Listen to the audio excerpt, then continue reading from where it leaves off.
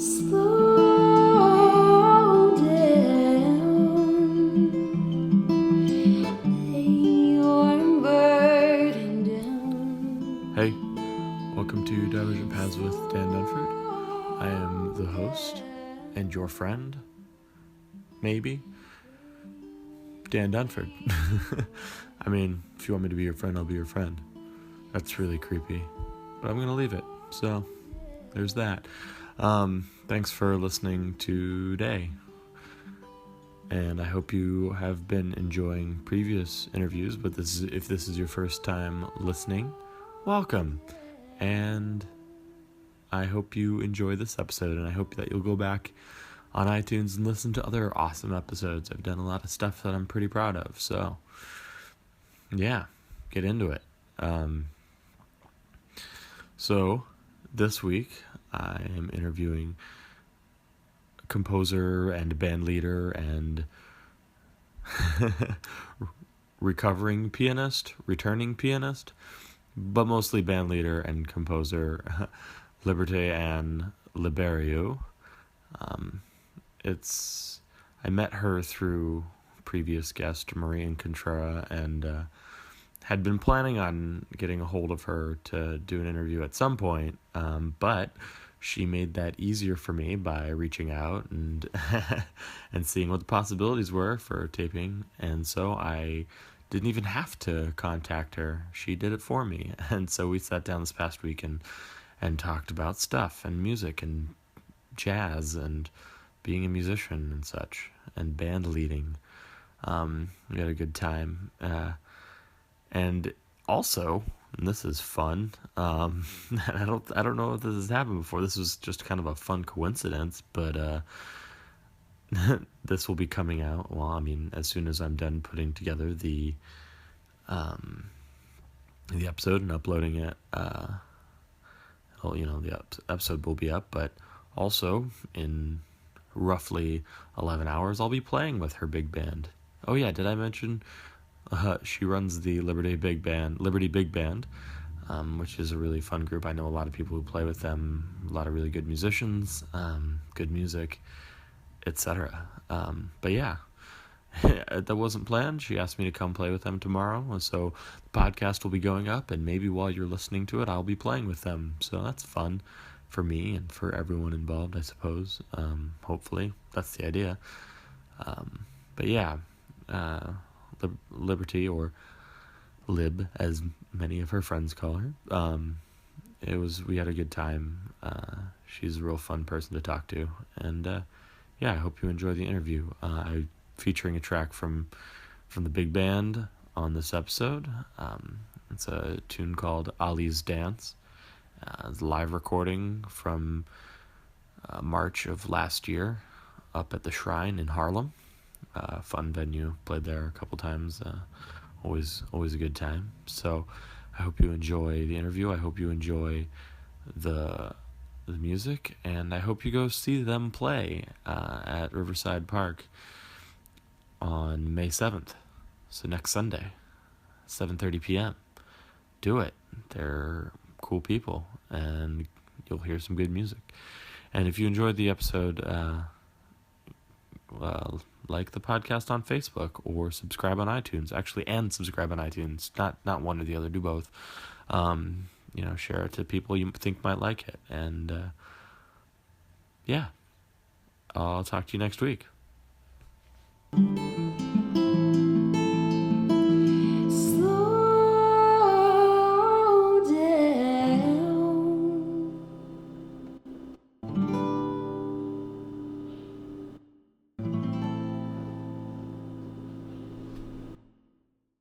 But anyway, yes, thank you for sitting down with me. And so let's talk about jazz. Yay. It's so deep, it's so American, That's my favorite.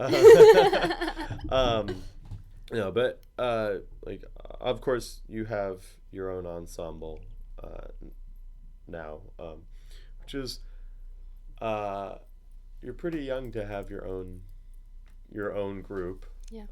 Which is unusual, but also really, yeah, unusual. Mostly, I guess that's what I'm shooting for is unusual. So your background is as a pianist, right? No, actually. What? Yeah, another What? surprise. I'm just No, wrong it's about okay. everything. No, but I mean, you couldn't really know. Well, I took piano lessons all when I was young and all through high school, classical piano, but I hated it very much and I never practiced it. I'm serious. I was a very, very bad student. But I like to sing and I like to be in choirs and things like that. So at the same time that I was doing piano, I was singing. And then when I decided to go to college in music, I went for voice. And I had the choice of doing classical, pop, or jazz. And I really knew I didn't want to do classical because I didn't like it. I didn't like the music. I really didn't. And pop, I was like, what am I going to learn in pop? So I was like, okay, let me go in the jazz program. But I didn't really know either what that was at all. I just figured it's probably a good tool, you know? And I had only listened to like Billie Holiday and Ella and kind of like in the background. I wasn't like into it, you know? So I did all my college in Montreal in vocal jazz. And where was that? Vanier College in Montreal. Okay. Yeah. It's basically it's like college here.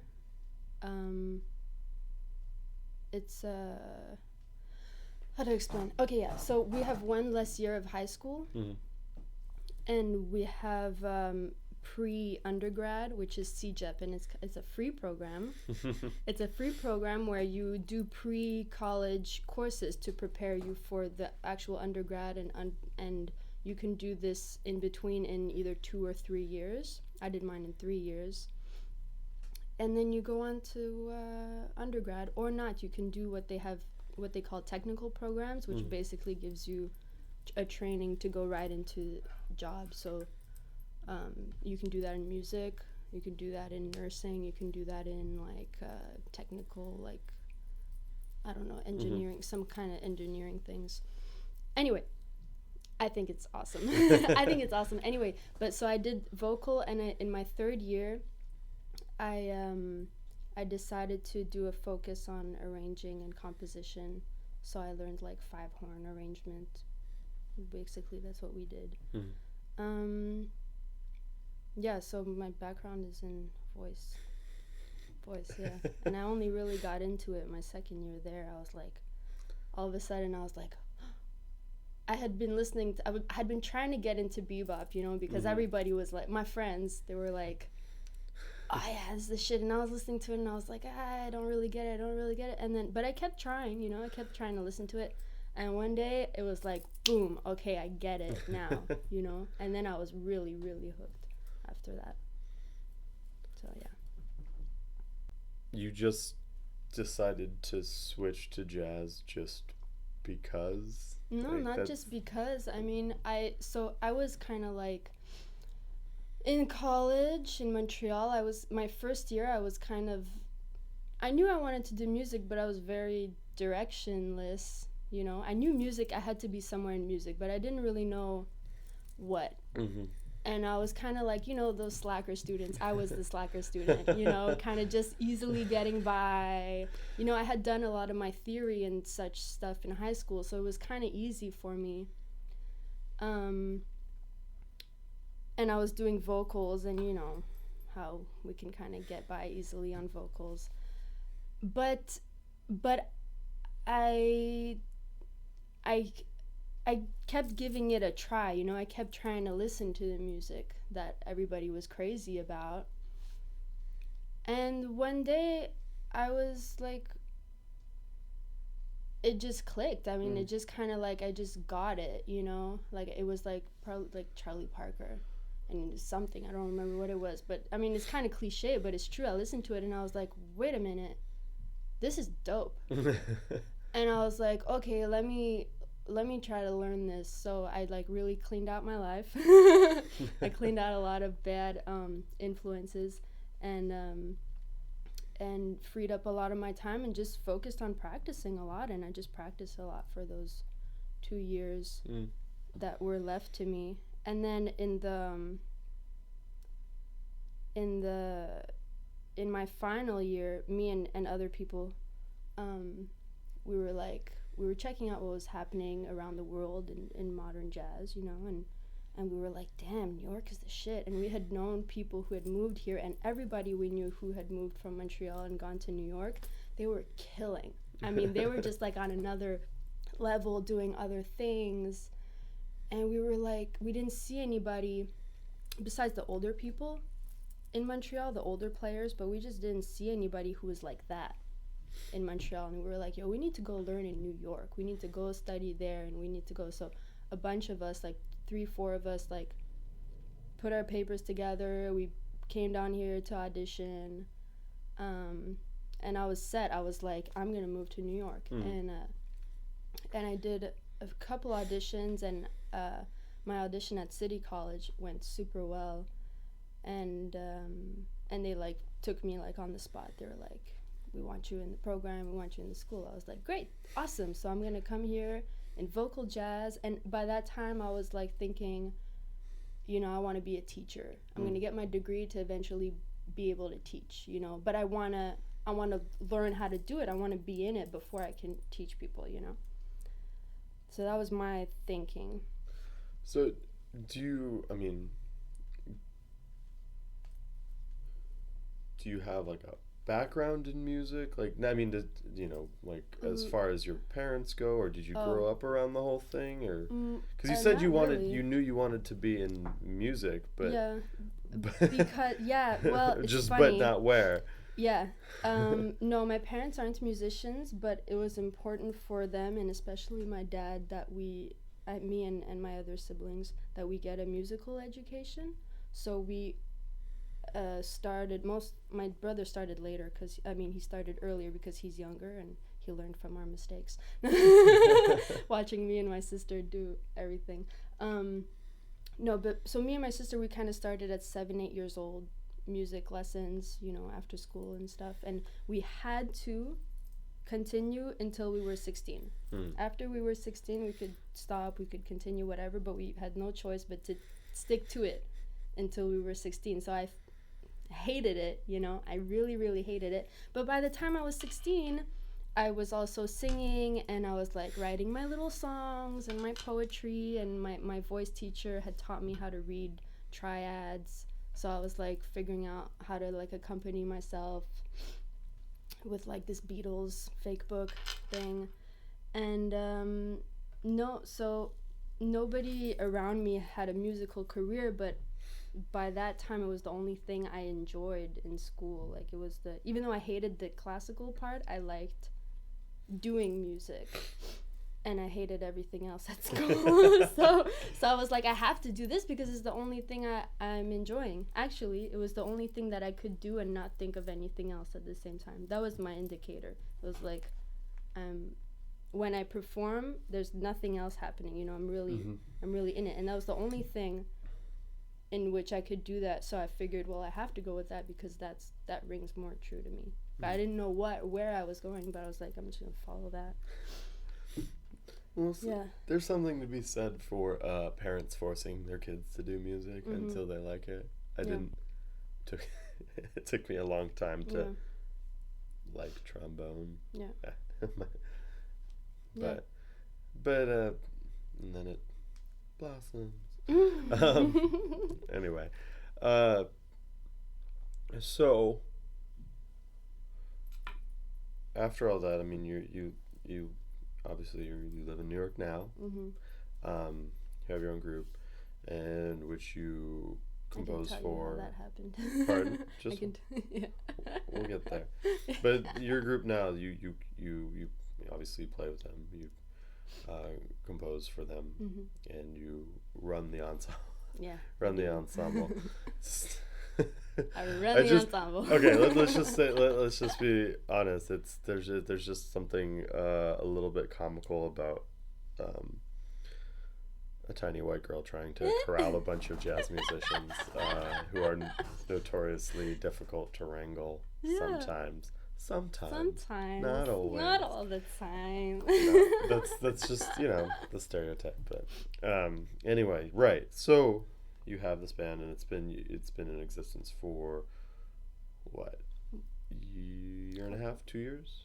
Well, our first performance, which was kind of an unofficial performance, was in May 2014. Right. But we started rehearsing in 2013. Okay, just so putting it together. A little over two. Yeah. Almost 2 years since the performance.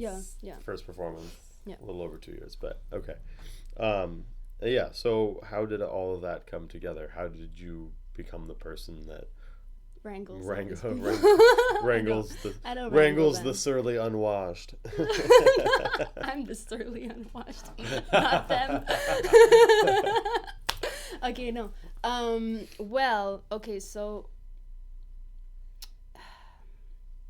in my first year in New York, I was focusing on singing, but still it was not super clicking, there was still something for me. I was searching, was not sure. I knew also by that time that I didn't want to really becoming a teacher was no longer my focus. So my focus is always changing, which is funny. But that's how it has to be. So, but I went to a lot of sessions, and I would go do things and meet people and audit classes wherever I could that were interesting to me.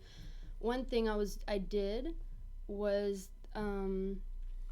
that I started auditing the big band ensemble class at Brooklyn College with Arturo Farrell. Mm-hmm. So I would go there, and I would either sing horn parts or play some percussion, things like that. And one day, one of the students told me, "Oh, Arturo, like he'll read your charts if you bring one. I've done that." And I didn't have any big band charts, but I had tunes, and I had learned how to arrange for 5 horns. And I was like, you know what? Let me try that. Let me bring an arrangement. So I wrote my first big band arrangement of this song called Goodbye Zebra Room. Mm-hmm. It's a calypso. We don't play it anymore, but it's fun. It's a fun chart, but we don't play it anymore. I wrote it. I asked Arturo, "Can I bring this?" He was like, "Yes, of course." So I brought it. We read it, and he was like, "Okay, come over to my house this day. We're gonna work on this." And that kind of put the seed in me, because he was like, "Listen, this is a very good chart. This is your first chart. This is a very good chart. You could be really good if you just put yourself to it. If you really because I was still kind of aimless, I was still just kind of floating around, not really knowing what exactly I wanted to do." And he was like, "You could be great at this, but you have to really put yourself in it." And I was like, "Okay." I cried. I did. I walked out of there and I was like, because it's so intense. Somebody's like, you could really become something, but you have to really do it. Work you harder really than you ever have in your life. Yeah, and I thought I was doing pretty well for myself. I was like, I live in New York. I'm studying. I'm meeting all these people. I thought I was together, and he was like, "No." And I was like, "Fuck." Oh, sorry. It's really okay. It's you true. Can swear. So then I was like, okay. I had drafts for other compositions and stuff, and I just kind of spent that summer putting some stuff together. And then by that time, I had 1 or 2 charts. And a few months later, I wanted to send one of them to the ASCAP competition there. So I put together a group. I used at that time I had Tress, the trio, Zach O'Farrell, Walter Stinson, and Albert Marquez. I was friends with them, and I was like, "Guys, can you be my rhythm section for this thing I want to record to send over here?" And I knew a few brass players and sax players, and for the rest, I just asked people for numbers. Anyway, I put this whole band together, and I was like, "Guys, I want to record this and send it to the competition. Can we we do a reading session and record it? And everybody was down. And that was my first experience of like getting people together. And after I did that, I was like, man, I like this a lot. Like, I'm gonna just keep doing this, and I've just been doing it since. Kind of crazy. It's nice. I didn't win, by the way. You didn't win? And I was like, man, these people are stupid. This is a great freaking piece. F them. Yeah, ASCAP, take that. Take that, ASCAP. Please give me another prize. And so I still have 6 years to go.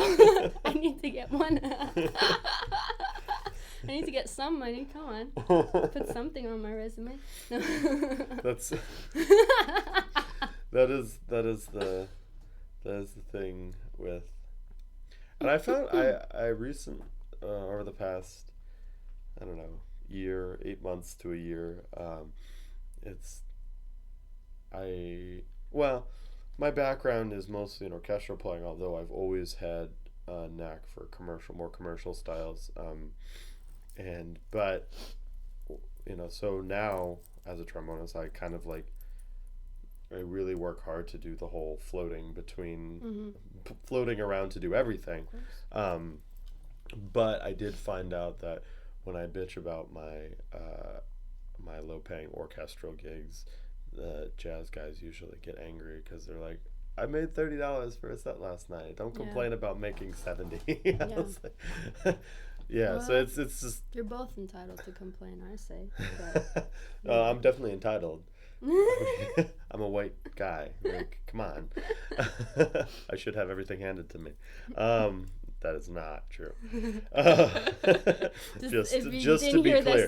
Just to be clear, I don't think that is the case.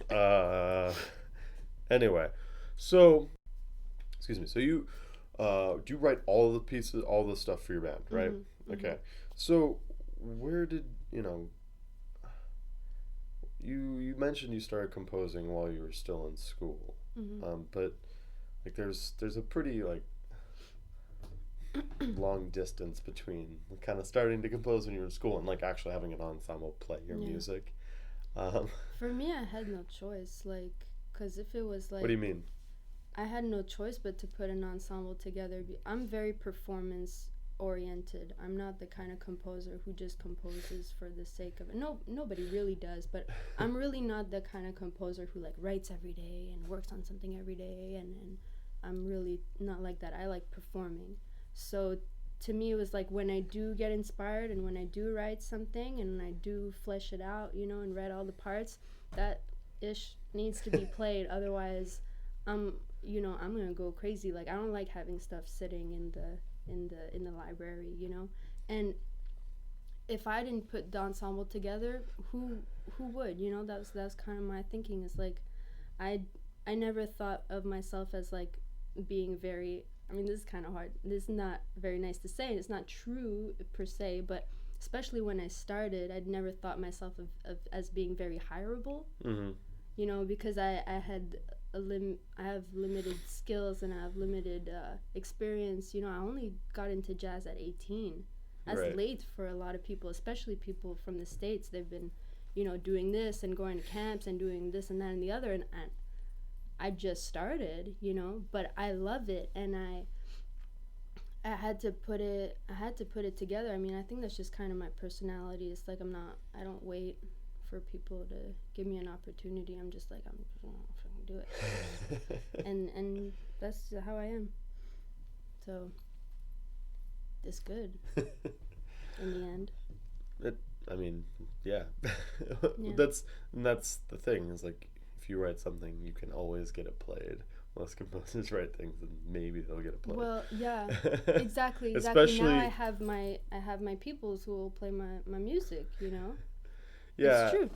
It's from a composition standpoint, it's and I've talked about this with other composers and guests that I've had, but especially coming right out of school as a composer, I mean, there's no like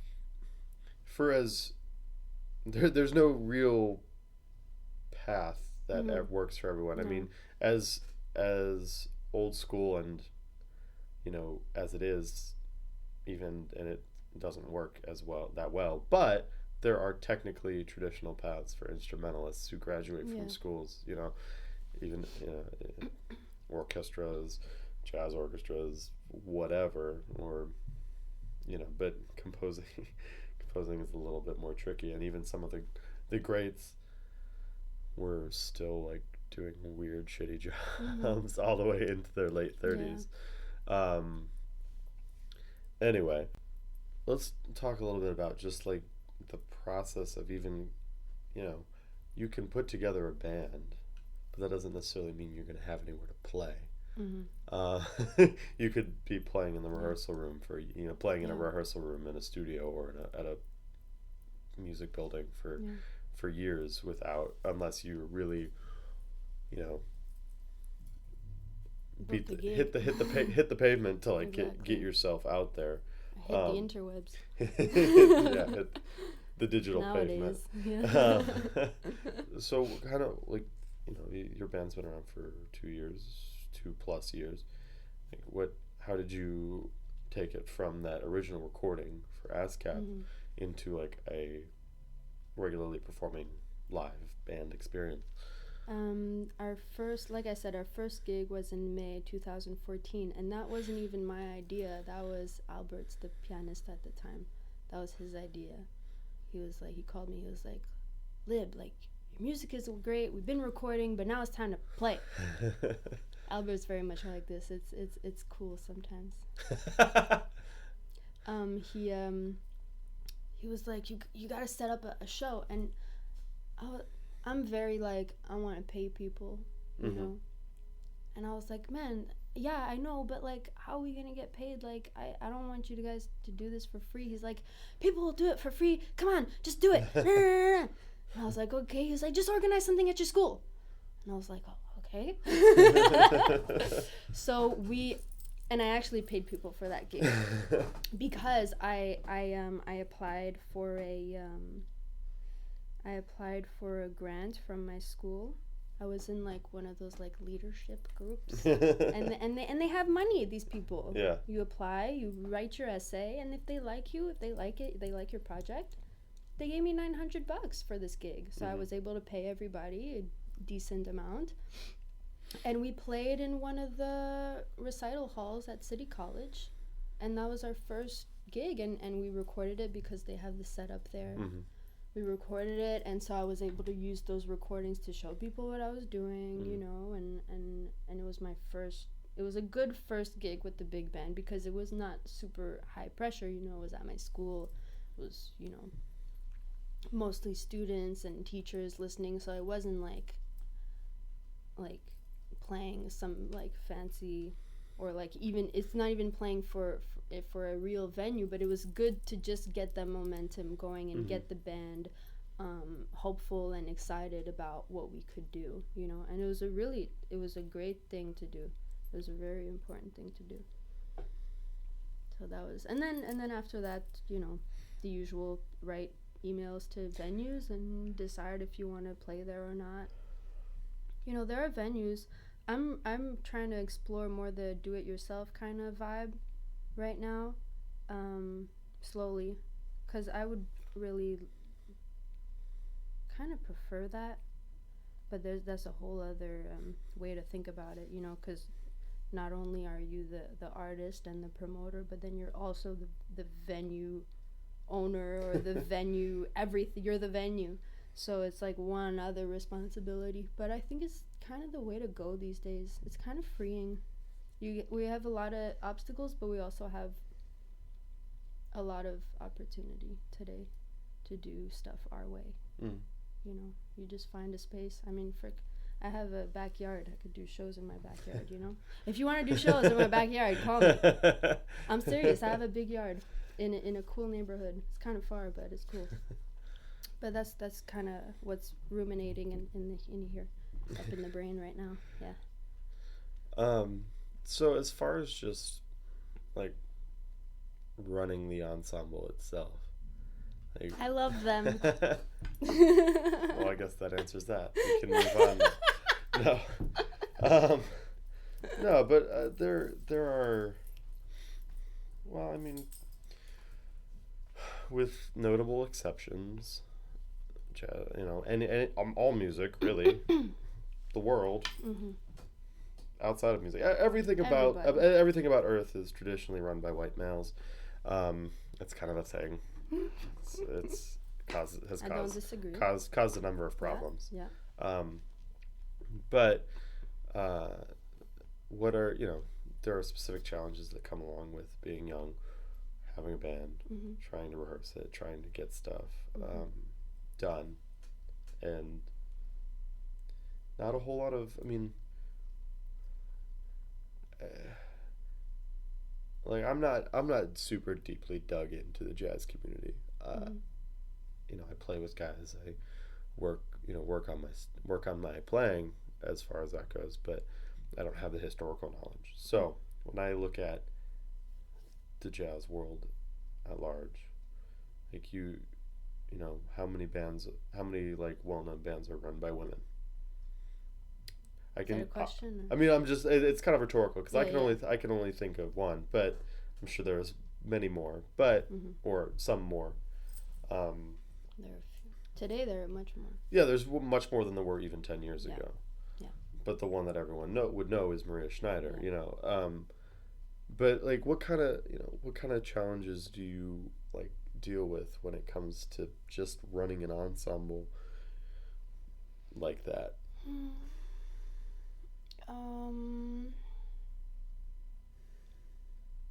Wow, good question.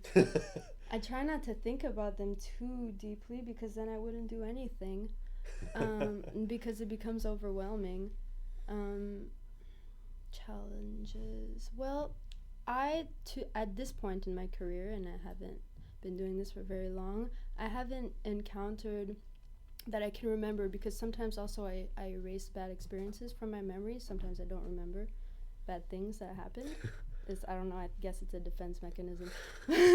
But I haven't experienced too much like difficulty or discrimination as far as being young or as far as being a girl. I haven't felt too much resistant on that viewpoint. I do and I think it's also because I surround myself with good people. Like right off the bat, I don't deal with bullshit. I'm serious. Like I don't care if you're the best player. Like if I know XYZ about you, like I'm not even gonna come close to you because I don't want that energy around me. So in my ensemble, a lot of the people who are in it, at first I didn't know them. They were recommendations to me because I didn't know 4 trombonists when I started. You know, I knew one. I didn't know any. No, I knew one. And then, you know, so that's one. As far as the people thing goes, like that's what it is. And everyone has their flaws, you know, but then you just deal with them. And especially if I feel like the person is genuine and they're a good person, then I can deal with the dynamics within the band, you know. So honestly, like, God, you kind of stumped me. What are the challenges of leading? Well, the challenges I think are for me a lot more money related. No, really. Yeah, no. Because it's like where am I gonna play that they're gonna pay me enough that I can pay everybody more than $10. It's like it's hard to find, and that stresses me a lot because I want to be able to give people back what they're giving, even just a little bit. I can't give them back what they're giving, but I can, you know, at least show them like a token of my appreciation. So you know, I have rarely been able to put in my own money into this thing. Well, like I do, but it's like I have very little money. So like I purposefully don't work a lot so I can spend more time on music, so then that makes the bank account even lower. Right. But that's the biggest challenge right now is the money. finding places to play, it can be challenging also, but that's more about digging, and that's more about making connections. And that's a fun challenge, but when your challenge is always fuck I'm broke, that kind of gets annoying.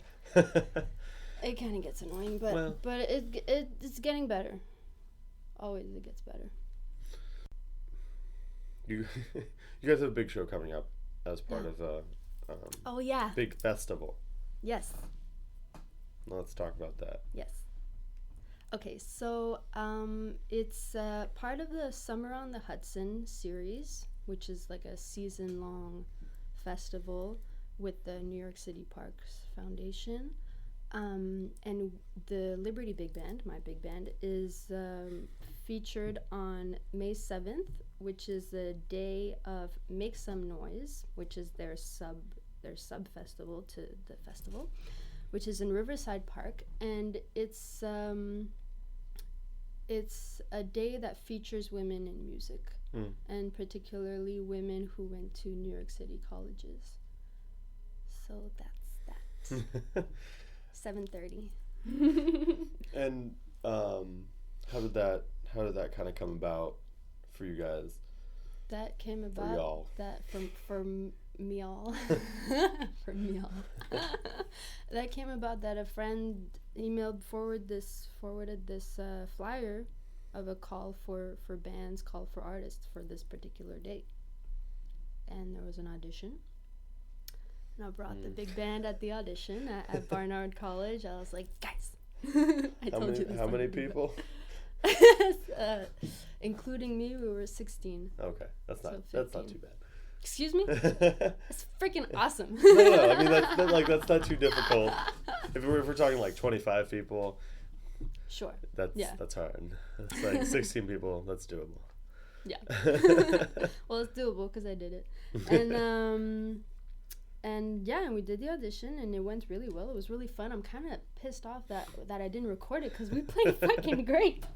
We played so great. Like, Jonathan took this solo. Jonathan Saraga, the trumpet player, and Zach is the drummer, and Matt, and I'm playing piano, and Zach just decides, no more time. And Matt's just going with him, and I'm like, oh yeah. And I'm like, shit, like, we haven't done this, like, we haven't played this section like this before. And it's so exciting, and I'm like tripping out, and I'm like following as best I can, and then it was awesome. I'm so mad that I didn't record it. It was really dope. I was like, Jonathan, guys, like, let's play it like this again. So, I mean, what, as far as like specific, like as a specific voice kind of a thing, there's a lot of big bands.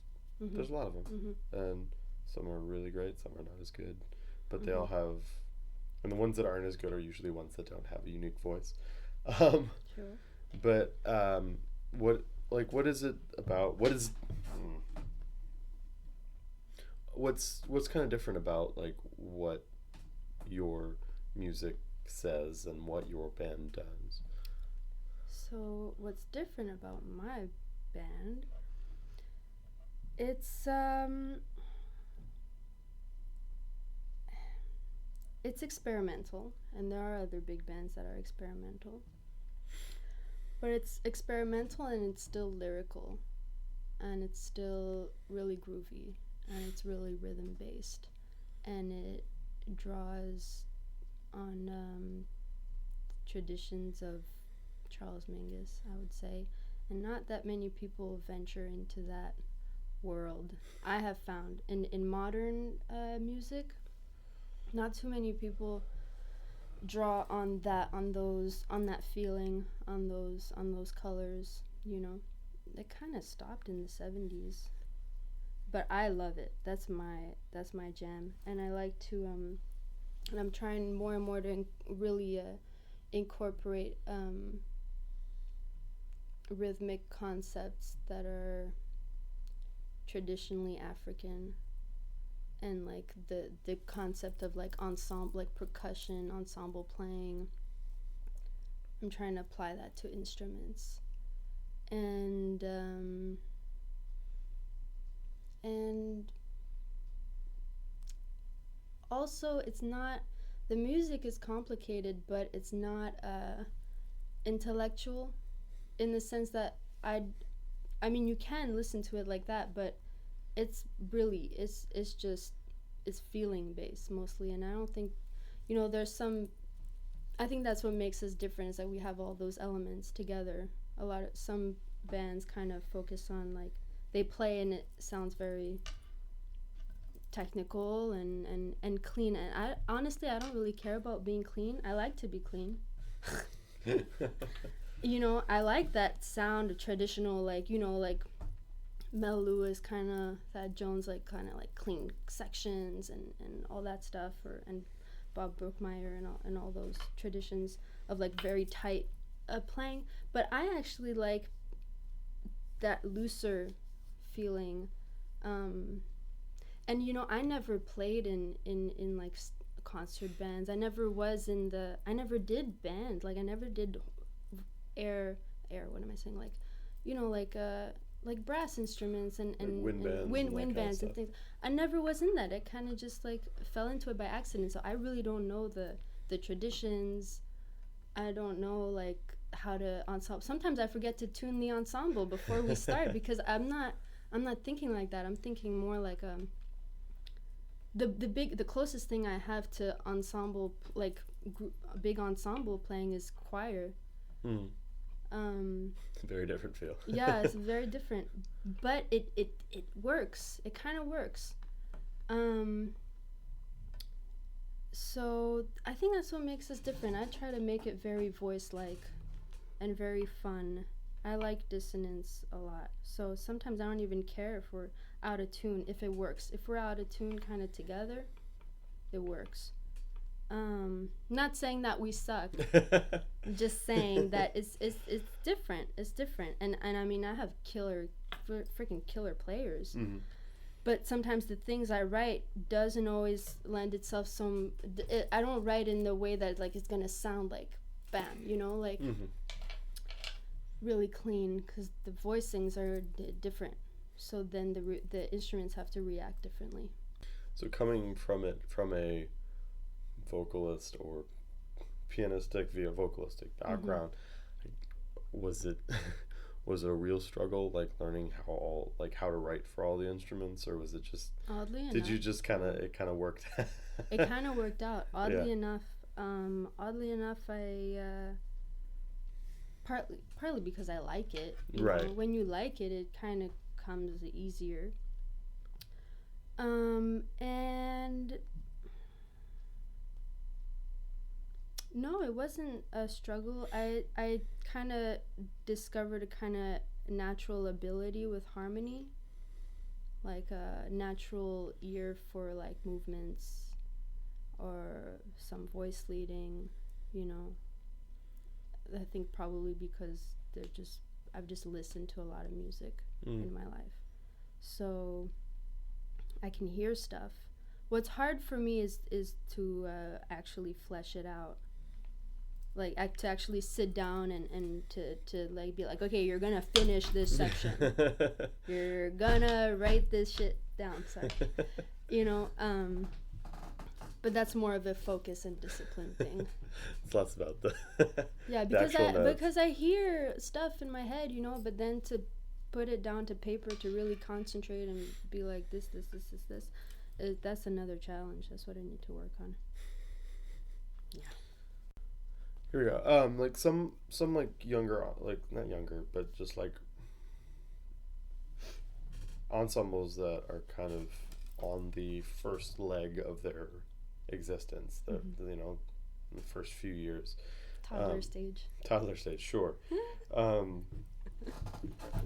lot of these groups will take, say, 8 or 9 songs, charts, whatever, depending on the setup, and basically play those specific 8 or 9 songs forever. I mean, not forever, but for for several years. They'll be doing gigs every month, playing the same. I wish I could do a gig every month. I'm working on it. I'm working on getting a monthly gig. Don't say No, people, pray for me. Think about it. Visualize it. You want to see us every month? Think about it. It's going to happen. I really want to. Call down the power of Vishnu. Yeah. Go ahead, dude. Call down any power you want. I'm open to it. But I mean, what is your output like? I mean, are you doing the same stuff every time, or are you always have new things every time? We always have new things every time. They might not necessarily be mine. Mm-hmm.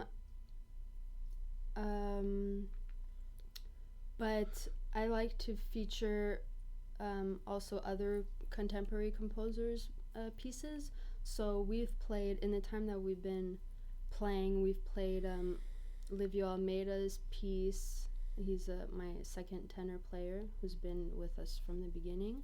We've played Jonathan Saraga's piece, the Reiki practitioner. We've played that quite a few times. I arranged a song of my other tenor players, Steve Carrington. So I like to bring in other people's music also, if it's good. Yeah. And I like to have something new at every concert. I really try to do that. Because first of all, it keeps the band on their toes, because they do get bored of playing the same material all the time, especially if they're doing it every month. They're like, oh, let's try it again. I mean, agree or disagree with that attitude, it's a reality, and you have to cater to your musicians. I mean, shit, they're the ones doing it, so you have to make sure that they play well. And if that means keep them happy. Yeah, you have to keep them happy, seriously. I think that's what men don't understand. That's why the future is in female big band leaders, I'm telling you, because like it or not, most of us, this is up for discussion, but most of us are raised to cater to others. So we have hyper awareness of this, which makes us better leaders, because we know we can see what people need even if they don't say it. Anyway. And then we don't, and then we have to have a conversation. So anyway, so yeah, I really like to bring, and also for myself, I like to learn new music. This is how I've been shedding my piano, learning other people's music or learning my own music. I don't play my music so well. I play it, well, that's why I started to play the piano in my own band, because I wanted to, because I really wanted to play piano. And also, I knew that it had to be played a certain way. And also, when I'm at the piano, I can direct the solos, I can direct the general feel more easily than when I'm just in front conducting. Right. And I like to participate in that way. I like to play piano. You do now. Now I do, which is amazing, because you wouldn't believe how much the horrors with me and the piano. I mean, I'm restarting my relationship. It's like we broke up for many years, and then we started dating again. It's like, all right, you're not so bad. Hey piano, looks like you lost some weight. You lost some weight. You seem really nice now. You've been in therapy? I mean, we're still trying. We're still in therapy, me and the piano. We're in group. We're in couples therapy. But we're working on it, and I'm determined to make it work. But it's a slow process. But and honestly, since I've been at the piano with the band, I've been much happier also with with everything, with myself, with the music, with the performances. Much more fulfilling. What was the question? Oh yeah, what do we bring in new music? That was just about the output, compositionally from you and from other people. I need to, what I realized yesterday, I have in my iTunes library, I'm sure you have this too, I'm sure a lot of people have this, it's just a playlist full of sketches, ideas, like I'll sing something into the recorder or something, or I'll play something, and it's just like, and I'm like, okay, I don't need to compose anything new. I need to go and transcribe these ideas and work them out, because I have all the material there, but I need to really set the time down to write new music, because You need to write new music. I mean, part of it is like, okay, where are you gonna take this right artistically? So, yeah, that's what I gotta do this season. Do you have any plans to like do recording projects coming up? Ish.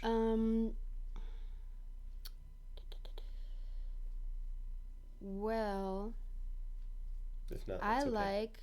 Well, I do wanna. It's still in the idea phase, but I think it would be good to studio record a single, like one track. Put it in the studio, because right now I have recordings, but they're all live recordings, and they're well recorded, but they're live, and actually I prefer live recordings. But right now everything is in the idea stage. But yes, of course, eventually I want to have more recordings, for sure. And I'd like to do live recording, because I like live. I like excitement of live. Plus, recording. There's so much that you can pull out of a live recording if you have the right equipment. Yeah. I mean, you have the audio stuff, but then the dynamism of, like, even from a video point of view. Yeah. Like, live big bands make for good, Yeah, like live music video type deals. Yeah. But yes, live music. All right, so May 7th. Yes. Riverside Park. Yeah. 7:30. Liberty Big Band. Yes. Thank you for coming to this undisclosed location and recording with me. Undisclosed location, the Bat Cave. Yes, the Bat Cave. The podcast Bat Cave. Well, thank you for having me.